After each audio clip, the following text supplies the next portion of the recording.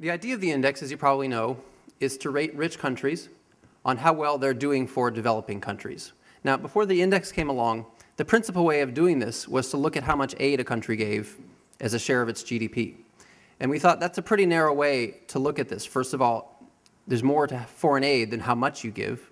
Who you give it to, what the quality of that aid also matters. And then there are all these other policy areas that matter as well.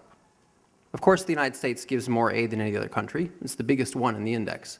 But what we're interested in is, for example, how much aid it gives for the size of its economy. And that analogy carries forward through all the components. And that is why a small country can do well on the index. And in fact, that is what happens. As you know, the Netherlands is #1. Denmark 2, and Sweden and Norway are tied for 3 this year. Japan is still in last place. US, I believe, is at number 14. Few patterns and messages here.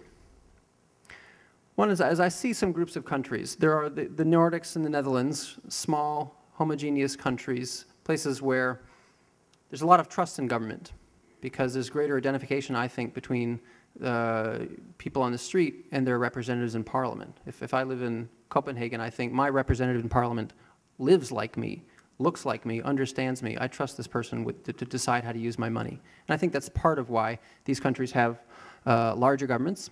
And that's reflected both at home in terms of all sorts of services that the government provides, but also it gets reflected abroad in terms of more foreign aid, in terms of more contributions to peacekeeping and in other areas. The former British colonies tend to do well in areas where government helps by getting out of the way, like trade, or by supporting the private sector, like an investment.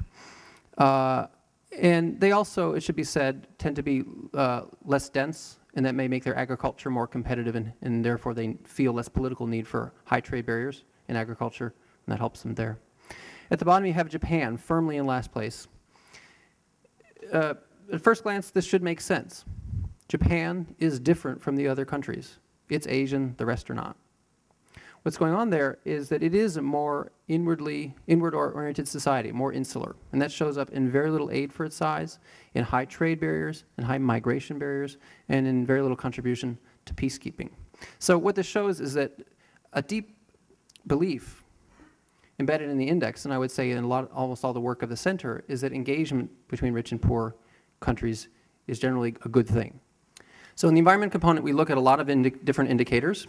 We look at emissions of greenhouse gases. We look at gasoline taxes. We think high is good there. We look at subsidies for the fishing industry, keeping in mind examples such as Spanish trawlers fishing off the coast of Senegal and depriving local fishers of opportunities for livelihood, of food, really. We look at imports of tropical timber, and there's more in there. And these are the results. I hope you can see the country names okay. You may not be surprised to see the United States in last place. For me, the message I take from this is that, yes, indeed, rich countries do need to take the lead, particularly on climate change. This is not just about climate change, but climate change does dominate the results. We're emitting far more per person still. We have the wealth and we have the technological prowess to take the lead on trying to develop solutions, find other ways of living and getting around that won't hurt the climate so much. But I don't mean to imply that developing countries should get a free pass. Because as David Wheeler will discuss, I think, and he has pointed out very dramatically along with Kevin Ummel here, even if the rich countries never existed, developing countries would be pretty quickly creating their own climate problem. So the way I interpret this is that rich countries need to lead, but developing countries need to follow pretty closely behind. Many people feel like it's time to have a comprehensive bill that actually is meant to address the greenhouse gas pollutants that contribute to global warming, rather than this piecemeal approach, the states, this regulatory approach. One thing that came home to me profoundly when Kevin and I did the research on the North-South problem, when we saw how fast the South was roaring on its own, regardless of the North, toward what would have been a climate crisis, it struck me we're all in this together. We literally are. It's really not a cliche. It's as if you have two voluminous figures, two bulky figures in a boat that's leaking. And right now they're arguing about who's going to bail. And meanwhile, it's just going down. Or who should lose a little weight. Right. There is that.